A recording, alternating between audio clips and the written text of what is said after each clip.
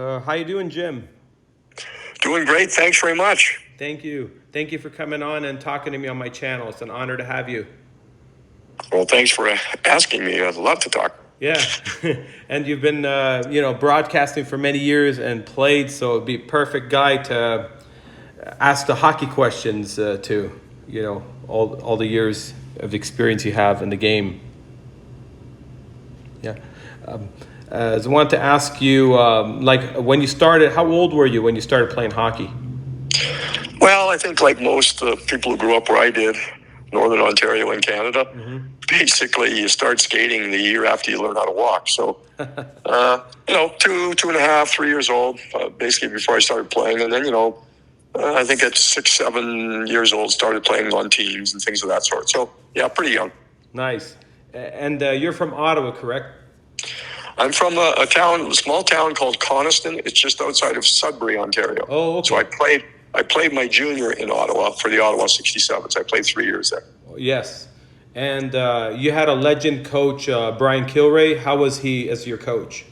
Yeah, Brian, just phenomenal coach. Done so much to help so many players get to the NHL. So a fun guy to play for because he was just, he really liked the offensive part of the game. So for a player like me, it was just a perfect situation to play for a coach like Brian. And again, he's just done so much to help guys get to the NHL. Yeah, and he never got to the NHL himself, or he just chose not to? He did play. He actually scored the first goal for the LA Kings in LA Kings history. What about, as a coach? Yeah, he was an assistant coach with the New York Islanders, but that was after coaching with the 67s. Then he went back to the 67s again after that. So, yeah, I think he felt more at home coaching junior hockey and younger players, I think. Yeah, some coaches are great. They relate to the players and they really bring their game up. And there's a lot of other coaches who are very negative. It's unfortunate in hockey, but that's just the way it is in the sport. Yeah, Brian was always very positive. Again, always trying to make the game as entertaining as possible by focusing a lot on the offensive parts of the game. So a lot of scoring, a lot of fun. Yeah. And in Ottawa, they have that 5-mile long canal. Did you ever get to skate on that? Yeah, a few times. Yeah, for sure. It freezes over in the wintertime, and then they clean it off. And, it's a real fun time for a lot of kids, a lot of adults. Everyone gets out there. Wow. Like you mentioned, you can skate forever. You just keep going, you keep going. It gets cold at night, but it's the best place to be to stay warm. Yeah, if I ever go to Ottawa, I do definitely want to try that. That's something I heard about it, but I just never got it. Yeah. And who was your idol growing up? It was Bobby Orr. So, with the Boston Bruins, just no question he was the guy when I was growing up. So when I was 10 years old, they won their first Stanley Cup. So, Bobby and Phil Esposito, but it was Bobby Orr. He was the guy that did it. He's a defenseman, but of course he was scoring all those points. He revolutionized the game. I honestly consider him the best hockey player ever played. Yeah, I have to agree with you. He did it all. And he was tough too. Yeah, exactly. Block shots, kill penalties, fight when they needed. You had to fight back then. Yeah. More so than nowadays. So he could do everything, every part of the game. Yeah. So I have a lot of kids that listen to the channel. I have a lot of parents, a little bit of also fans, fanatics with hockey sticks. So how did you get good to make it to the NHL? What did you do to make it? Well, I think it's just about skating. That's the deal. I know everyone has a different skill level, but I think that's the focus. You have to put the focus on that. I was fortunate enough where just in our little small town, we had some really good coaches. We had a lot of parents that volunteered their time. We had an opportunity to public skate. I think that's the biggest difference, at least back when we were growing up, that, you would have your hockey practices and you would have your games, but you would also have public skating every single day. And basically that's what happened. I went skating every single day in the public skating sessions and just tried to improve my skating as much as possible. And I think that's the biggest reason. Did you have drills or would you just do a little everything? Well, when we did public skating, we didn't really have drills, but we tried to do figure eights, so that you were proficient at going both ways and turning both ways, stopping, starting, all of that, play a little tag, that type of stuff. So you could, try to keep away from other ones catching you. And build up a competitive nature that way, even though you're just a public skating session. Yeah, I've seen you play, and for the fans out there that haven't seen Jim play, he was very fast. I mean, through the mid zone when you were carrying the puck, you were flying. I was like, they couldn't catch you. You were going so fast, as your feet are moving quick. I remember that, and it sticks in my mind how you skated. It was just awesome to watch you. Yeah, I think skating was probably, that was one of my strengths. Trying to be quick as well as fast. Darting in and out, trying to change directions, be mobile, agile, and try to keep the other team guessing. Yeah. And who was the toughest guy that you say you played against over the years? That you not like physically tough, but a tough opponent that was tough to manage or go against. Who would you say? Yeah, I think there's two that stand out. I think Mark Messier with the Edmonton Oilers, certainly as a forward, one of the best skaters to ever play. Really strong, powerful skater, but very physical, very very fair, tough, but very physical. And then back on the blue line, I think it would be Ray Bourque. Oh, Ray Bourque. Ray Bourque was so strong. I mean, when you ran into Ray Bourque, it was like running into a brick wall. Yeah, he did not budge at all. And he had a great shot too. He had a great wrist shot. He got it through. Back in the day when he was one of the guys who can score from the blue line with a wrist shot. Yeah. Just making sure he gets it off as quick as possible. Yeah. He's a legend, both legends for sure. And recently, it was like 42 years ago, the Miracle Manchester game. And Bob was mentioning the biggest thing that he saw was you taking the puck from Gretzky at the end of the third period to tie the game, if you remember that. Yeah. I was pulled. We pulled our goaltender, and I was the extra attacker coming on. So the puck just squirted to the side, and Gretz had it. And, I knew there was like less than 10 seconds, or just about 10 seconds left. So we didn't have much time. We didn't have much time to think. Just reacted, and fortunate to get the puck. And Steve Bozak ends up scoring the tying goal. Of course, Dale Levin scoring the winning goal in overtime. What would you say would be the turning point, like in the game? Not the goal so much, but what was the turning point? Was there something that happened that you noticed that changed the momentum? Because they were flat. They didn't come out as where they were in the first and second. Yeah, there was a 5-minute major penalty, I believe. Gary Younger, I think he high-sticked Dave Lewis, one of our defensemen. And I think I think we'd already started the comeback by then, but I think that really gave us an opportunity to get back into it, and kind of took them off their game for a little while too. So that was very, very important in that game. Yeah, probably the greatest game for me that I witnessed it. Like I was a kid, and then I remember it till today. That it just you don't get that. It's exciting. It's just because it's playoffs. It wasn't just a regular season game. It meant something, and it was against a great team. Yeah, the Oilers were a phenomenal team. They were, generational. They had so many Hall of Famers on that team. Yeah, and they just, they had to learn how to win. They had to come together. They certainly had the skill. I think, losing the series against us was one of those building blocks for them to learn and how to know what it took to finally got there. And of course, when they did get there, I mean, they ended up winning like 4 of the next Stanley Cup. So they had their chance too. Yeah.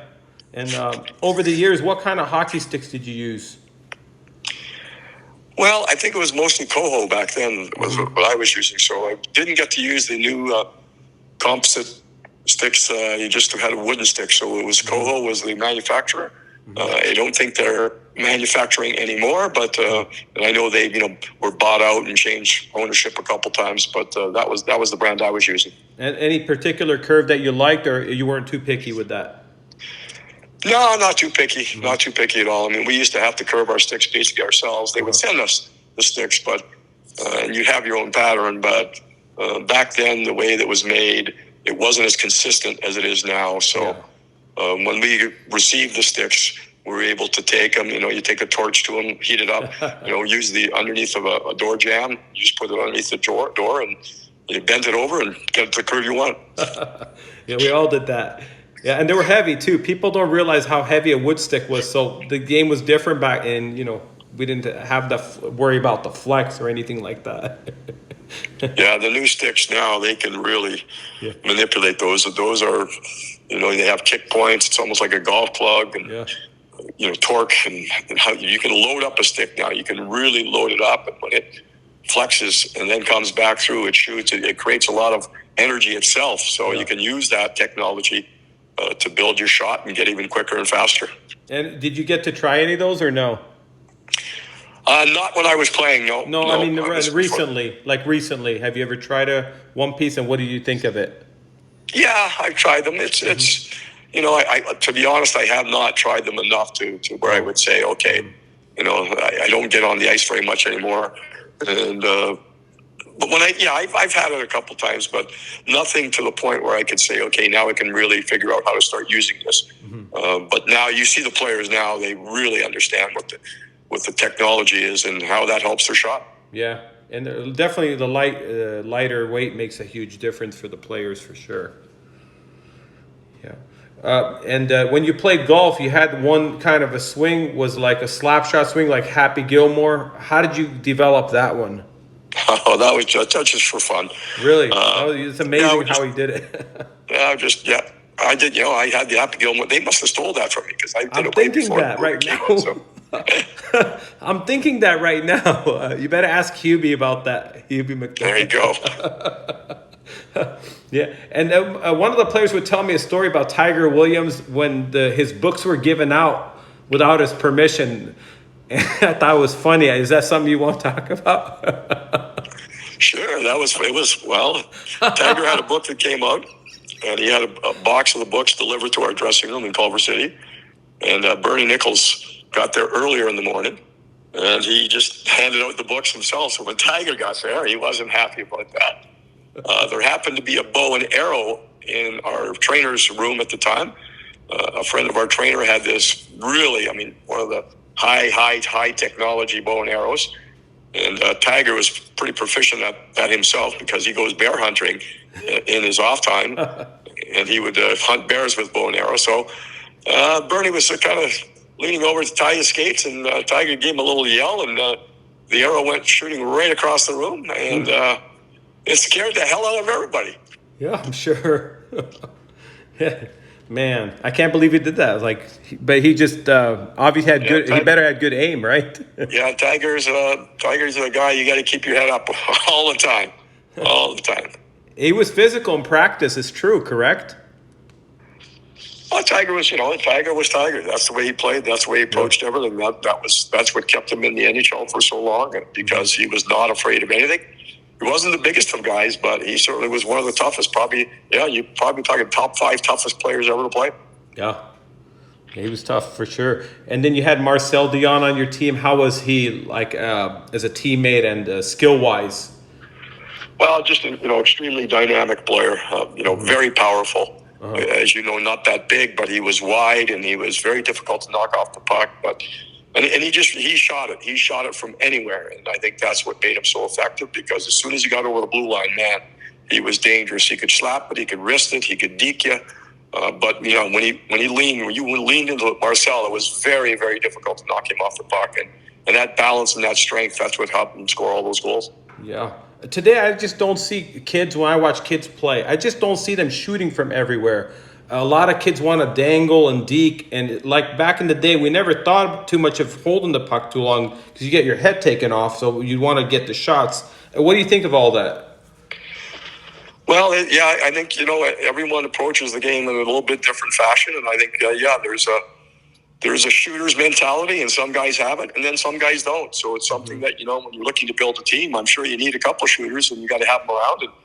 And you try to pair them together with guys who like to move the puck around and pass the puck. So if you can ever get that combination, that's the best thing. But there's Ovechkin, of course. He'd like to shoot the puck. That's what he does. Marcel was that type of player. Anytime he got a chance, any opening whatsoever, shoot the puck. And you also had the great Dave Taylor. How was he? There's a lot of people don't know, so they probably haven't seen him play. Well, he was the most intense competitor you could ever imagine. He very highly skilled. He could handle the puck. He could shoot the puck, but I think he did a lot of the dirty work. He went into the corners. He got the puck. He held on to the puck. He was able to go to the front of the net. All those guys with Dion and Charlie Simmer. Dave, that was just a perfect match where you had 3 players who probably had 3 different games, and when they meshed together, very, very difficult to stop. Yeah. If you were to do things differently today, when the time you play, what would you have done different?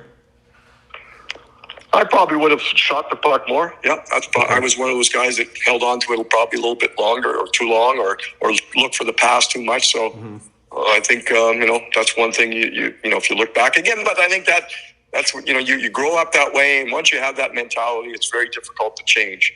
So I was more of a passer than a shooter. But if I could do it all over again, I guess I would try to shoot the puck a little bit more.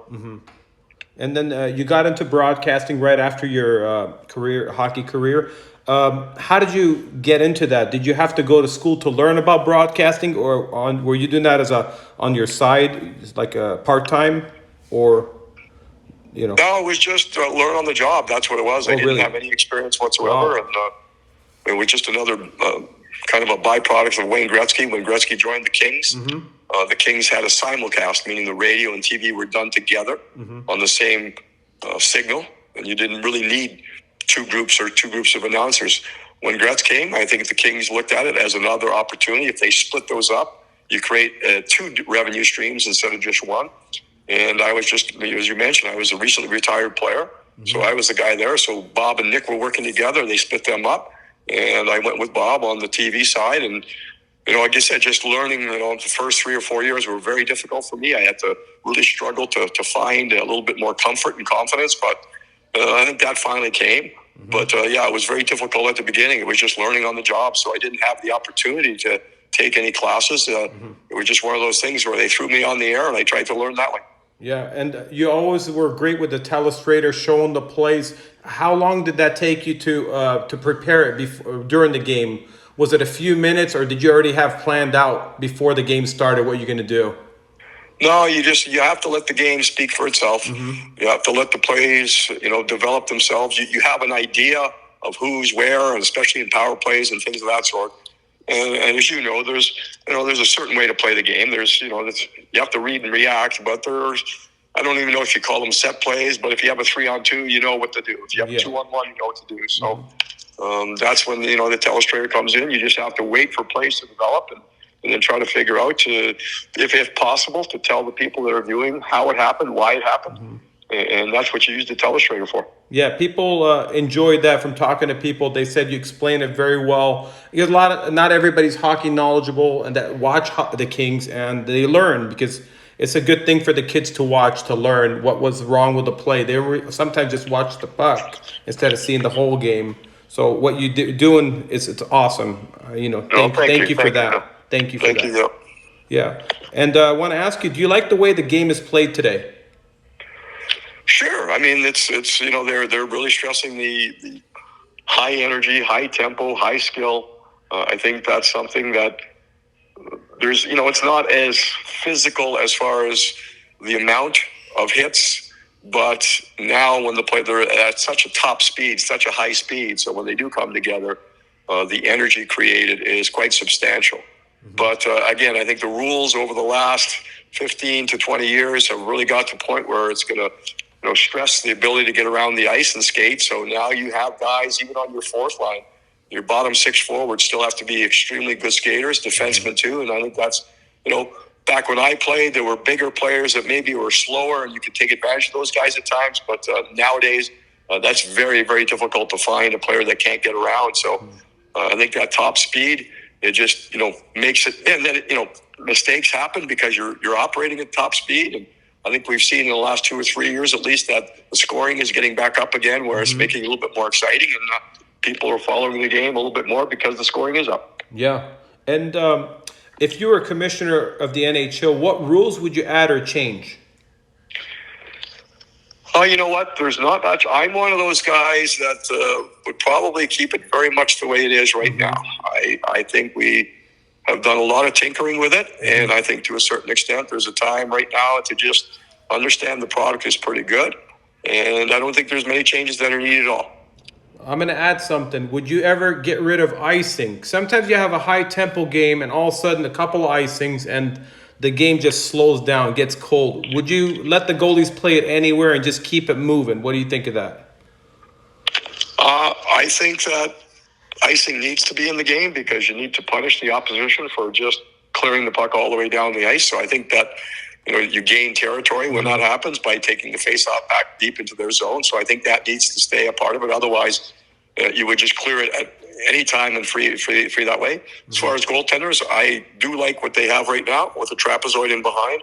Otherwise, if you allow the goaltenders to play the puck, what happens is the forecheck is very difficult to get going because they just clear it.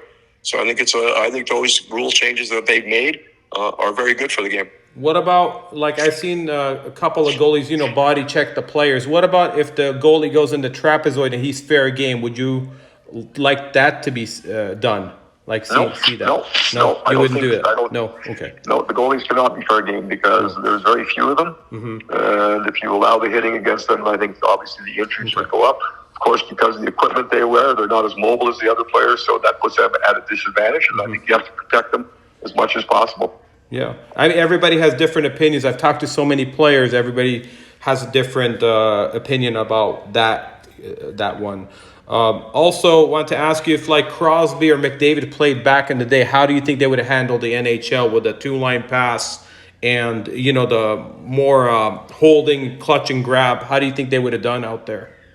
I think any player that establishes themselves like a Crosby or McDavid as a Hall of Fame type player, I think those players can move interchangeably between the eras. I think they would not have a problem whatsoever. They would adapt their game. They would learn different ways to do things.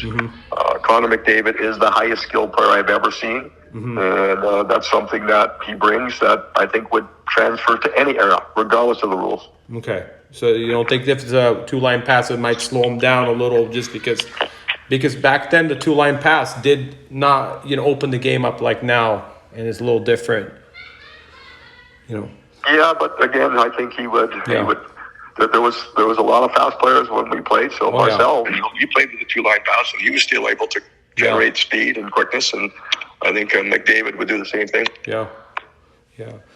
Jim, I want to thank you so much for coming on and talking to me. It's an honor to have you. It's great finally to connect with you. Well, thank you so much for having me. It's always a great time to talk hockey, so I appreciate it. And, of course.